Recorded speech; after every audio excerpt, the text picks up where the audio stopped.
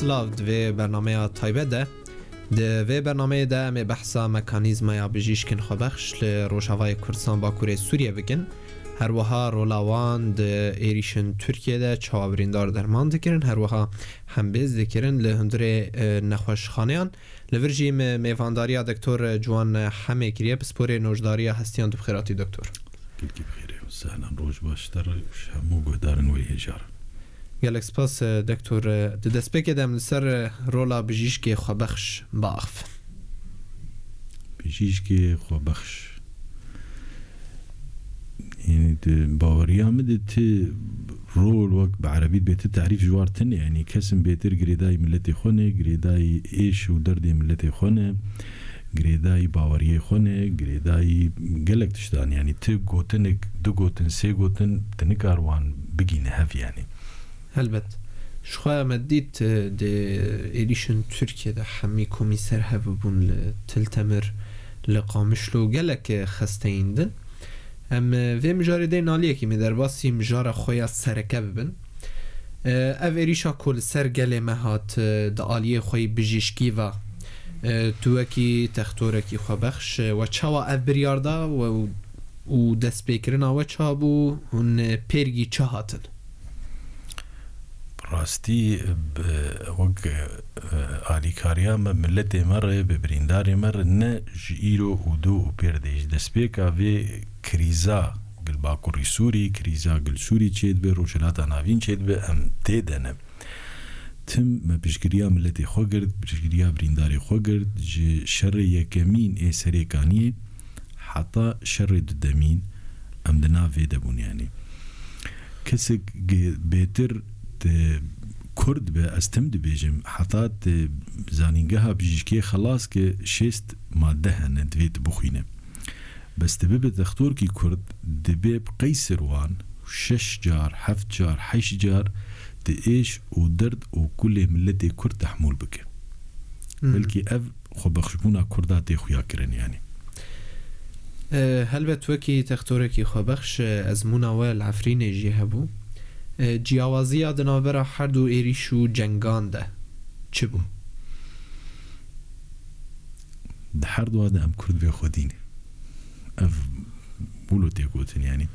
مجارة برينداربون ده طبعا هر دو برينداربون دجوار بون بيتر ايريشه بالا فرخانه بون اي طيارة بون يعني ام جرد بجريت انجوري يعني بزماني خوي بجيشكي دربن دجوارن مخابن قالك جارات نقار تشكي جوي بريندارير بك ودناو دسيتت شهيد ببه وتليد نار يعني بيكون درب نافا ويكتي لسينغا ويكتي لسري ويكتي بالنسبة إشكاري مرة از أورتوبيدم يعني نشترجي هستيام يعني دستو نجن يعني دستك پر إشياب زور بتنكار بلكي جير جيك جبوت جانا وي ببارز مخابن دربي لزيك إل سينغ إل سري تنكار تشكي بك يعني طولو نخوش نرو نخوش شهيد كفي وراح ياخد تسليم ديك وتنكار تشكي بك أفحردو العفريني جوادبو والفرج جوادبو تشتي الفرزي ده دبرينداربون يدقالك جوان شوات هبون اف دربي شواتا لعفريني مكيم ديتن يعني بلكي يك بودو دو والفر برد هاتن جغيري او حرسي چارزاروكي مي بچوك ايك شوات بون ونو تشتن معروفن وكيدن قالك من لد هات شويتي بون يعني افاناجي تشتكي نوبو يعني ما نديبو باشه همان چكي قدغكري چكي محرم دولي وقت بيجن لدجي خلق عفريني هات بكارانين شو خدما كوهن لوربونجي هات بكارانين مديت لسري كانيه لغري سبيجي بكارهات ميناكا حري بچاف شو محمد بوش شو نها محمد هاتيه وگو هسنج فرنسا يردا تداوي ببه روشا حري زحمت كو هات برامبري و چبو لفيدري هر وها العفرين أنا العفرين روشك جدابو جفر العفرين تم ام دوي مجاري دبون انو ام بتنينه ام بخودينه ام بكسن ام بكوسن يك جارا شاروانا كي جمي برسي العفرين قو تختار تشكو داري مقو جفرم دردوري ما باتا قندي حسين مشيت كاما رويدن جمي برسي قو تختار تناج عفرين خير تدويج عفرينم ام قو ما فرق هي قو اري قو ام لفرب تنا خوشر دكن ام بخودينه بخودانن دما قد دبي اج قام شلومه كيف فهمتي خودي كي ما تشي دبي اسكنيان مقوكاكو سوابه وقبع عفرين بين أجراج سويد بوا فاتم هاز نج قامش لقيشي من لفير روش حبكي جدابو أو أثر معنوي بيجكي هاد جوهرتن تبيت حسيا انه عالم اوروبا امريكا خلق سيفيل برلمانات كونغرسات كيش لسيرفي مجاري تسكنن انه ملتك هي نافي كردن بقعاق جغرافي هي باكوري سوريا مسيحي تدن سوريان تدن عرب تدن كرد تدن تشتك جبو فانات دبي نوك عفرين كس دنجي خونت كرياني لفير تبيت حسك بش جريك تاتشي دبي حتى دواري تندرسيد مثلا قالك منظمات بسرق قالك باركر جفرجي قالك آليكاري شاندن درمان شاندن مساعدات جناز حينار شاندن چكي زاروكا شاندن چانتا شاندن قالك شاندن يعني نوك عفرين ديس أدبي أم بتنبون كسي ما تنبو بريني هاري جران كو هاتن بيشاوة لقام شلوية ريفير اي جران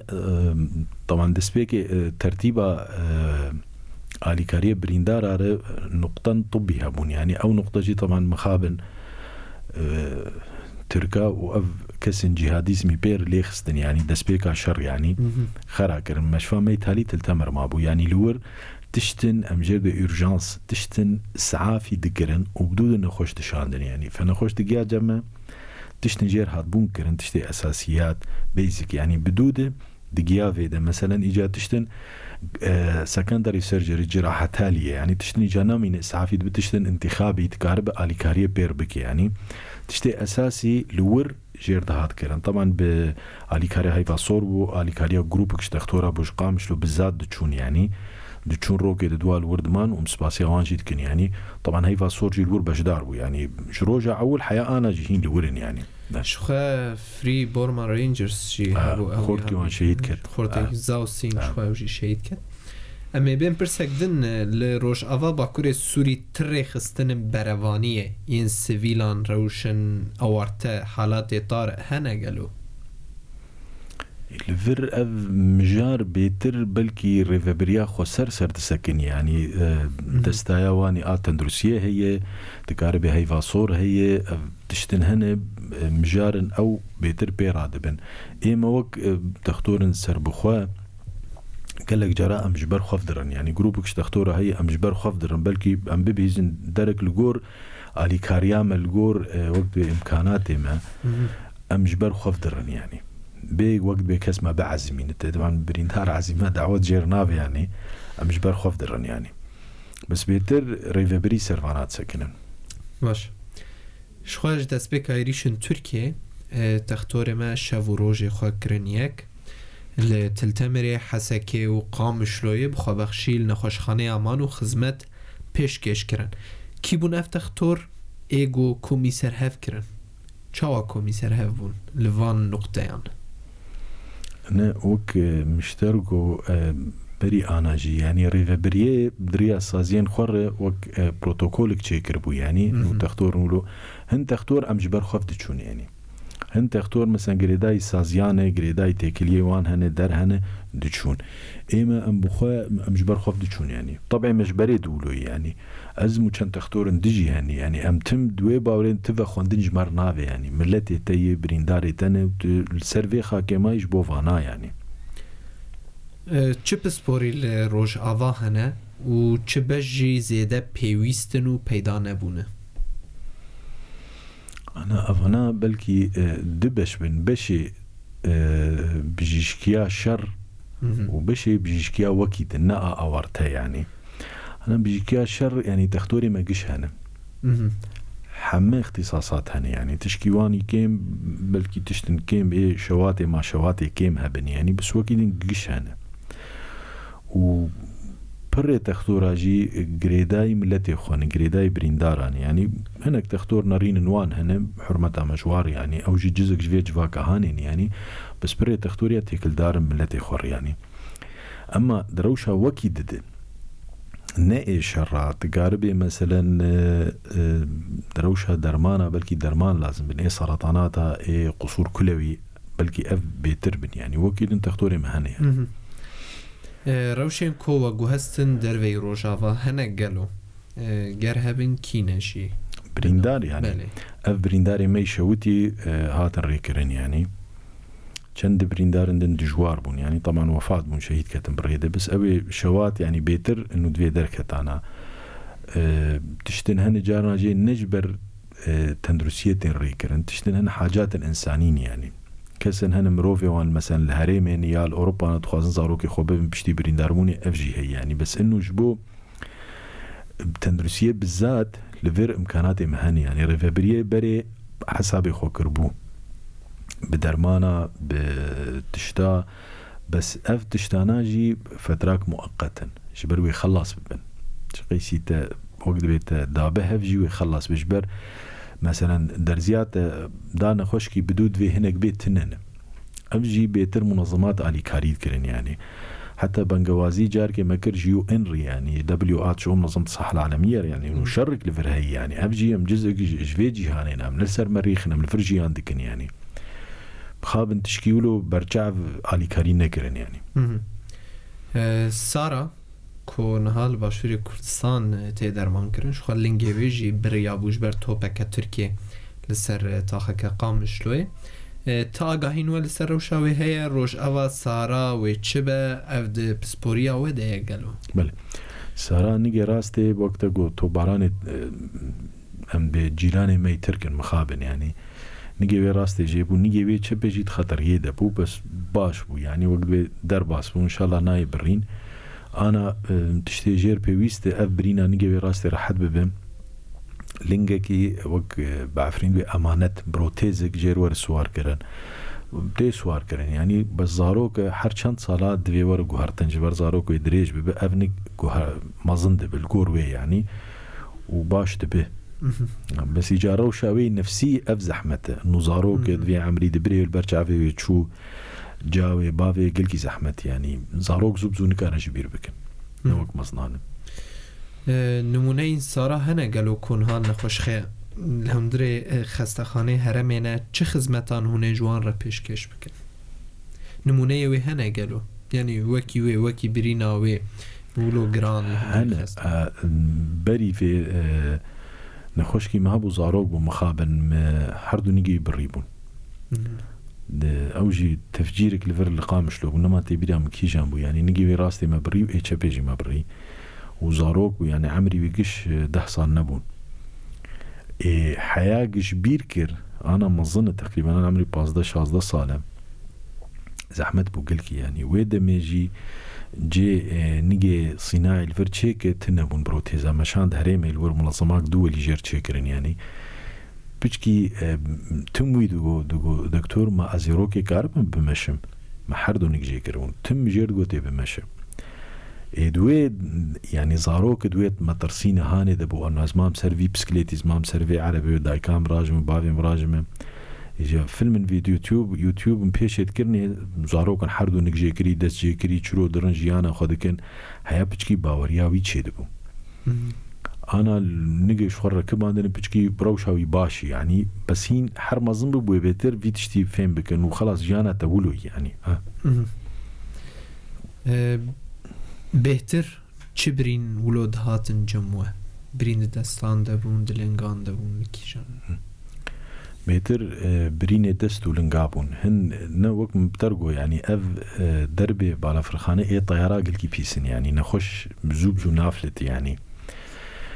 قلجي برينداربوني شهيد نكفه هر دو ساعت اول شهيد نكفه روشاوي باش دبي يعني تكاره آلي كاريه بير بكي يعني مخابن ايه دقيان جمع دست بون نقبون بيتر اويل ور قلق يعني دشون مروني كارتشكي بكي يعني ايه دقيان جمع باش روشيوان يعني دبش كستنك عادي كراش سيندرومن هرس تشمرو كارد يعني تشناجير بكي يعني منو دست مستوان نتي برين يعني افبرين دار جرهات خواستن كو طرفن چيكري صناعي سوار بكن او جي تدي نرخوي بلنده كيوه خودي المالواتن برين دارا در كفن اف دنقور سازي انا بيدر فبريا خسره او دزگهك وهي نيجي صناعي تشيدك يعني ومنظمات هي أوجي نجي صناعي شد كتبن دبن شعبديرياري وبريدن يعني أولو يعني معروف د أيام حروبا دي إنه شري وبريها أو آلي كريم التي خردك يعني تو یانجی یکتیا بجیش کن با وی مجاری و پیوندیل گر و بریا خسر کریه و ریخستن جهانی جی دا علی کاربند وی مجاری دا مجارا سوار کرنا طرف سینایی یانجی علی کاری آوان مال باتان دا علی آبوری دا یانجی مالی دا أنا يكيتيا بجيشكا أو كاركي واني يعني أز نكارم بنافي وان بشتغلم يعني إيه كشخص تشجمتي خستنم آمدني يعني حتى تكلين ما تشونين مني أوروبا هاني يكجارا شخوا جرك 16 أكتوبر الطيران مبوزي بتشوا مع السويد يعني بس دفيم جاري دا أفقى بريندار يعني نا وقت بينا أخلاقي تختوريه بون إبجيشكيه بون أزبيم التي به المهرم رابم تيكتا خوفا قراند وأزمام لفري يعني چونه منی درویجی کس منظماتش ناز دبینیم يعني تم ايش ودرد ملت امل پیش حمتشتين يعني یک جارا مروان تيني يعني انا منظمات ده هي جرك بي يعني سويدينه او جي نيجي صناعي تشيدكن يعني لور مدي جار كدو او نورنشتن يعني صورت مراد پیشوان کرن يعني او انا وقت به پروژه خوداتين اجنبي نه وقت ما به پروژه دين پشتي سال که دراسات بکن چاواد بچلو دور دست پی بکن يعني رولا خوشخانه این خوابخش چاوا بود في وابتت أنا نخوشخانين خباخش الجمع تنن نخوشخاني ما قش وقت بإيه خاصا يعني بس دفي شريدة أم سباسية جوان شيتكن يعني قالك نخوشخاني ما يعني براستي تخسير نكرن جبرين دار أرقشار داري وان فكري بون 24 ساعة يعني ويك نخوشخاني يك برين دار جيفا نقران كيبه چي كسبه چلو بكسي فنقران يعني ونسباق مظنج تختورا جي آلي كاربون يعني هما از بي ام نافا بيجن قالك تختور مشفاق الفرنيزيكي يعني شش سبيج مش في دردكتن دچون مال خو نه سبي ديس فدگريان يعني دچون مال جوق به دوشه که چيكن سري خو بشون اولوغو يعني ومش نخوشخانه بشكل عام يعني تخسير نكرن يعني زحمتي كوب ور در باس بونجالي پي دي في و آلاوين نخوشخانه هان چبو ادات يكونت هاتم پیدا کرن نه ادا انا نخوشخانه ما پرن بس بجوكن نه او نخوشخانه اداره شركي بكن شر بريندار قلقتين انا نخوشخانه ما بشكل عام لهريما جزيره والسرانسيري سوري بلكي دو غرفه عمليات اوبريشن روم دو تنين ايقابا بريندارتين دحب هفرتين تنمازان تشلو بكن فالجور نرينا ما مثلا أفرين دار روشاوي زحمة تيفي در باسك إيه دكارني في ساعات كده بسكنه أفبرز غريك ونو نخوش خاناك مزنج كاربه نمركي مزنج برين دارا علي كاربه أفبرز غريك أما أبو مثلا جيش دو غرفاني أنت نخوش كي در باسك كي در باسك إيه ده دويت بشين جيكي ده هر جيكي ده أوجي داغرتي أف بيوستياما بيها بو يعني هري زيادة نها بيدويا برين دارم بچه هي تدرمانه كي ولو كيم پیدا نابه هون دخواست کنی أنا درمان وقت مبترقو ريفابريه وقت بحسابي خو كربو بس مخابن افتشتي هن كيم دبن روج بروج وي كيم دبن جبر مثلا درزيات دانا خوشكي تشتك ناكف شو ناويد وي كيم دبن روبرو دويت تشتن هنا انه آلي كارب مرور يعني تشتي ما جيش هنا بس حرب هر ويكيم ببن وكيم دبن أنا عمليا يعني تحسابك نسباق باشي برين دارهاتية فأفمج منظمات أردقو جيو إن ردقو حتى دولتها سوري رهات قوتن إنه أم جزء جيني يعني بشكل عام تشتيمي ويكيم ببن يعني قوتنه كداوية هروها بانقوازية وجبوري خستنه ناف دولتي يعني أم تختورن بس أم بشك جفيج فاكين يعني بريارك ناف دولتيها بأفشر ورسة كنادن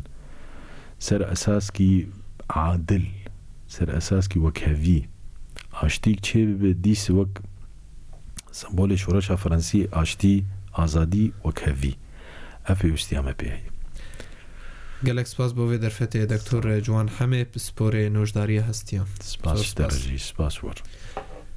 بله گلک سپاس بوجی گهدارو تماشاوانن ما کول ما گهدارو تماشا کرد ورجی هم دیگه جنداوی بر نامه خو هر شاد و بختور بن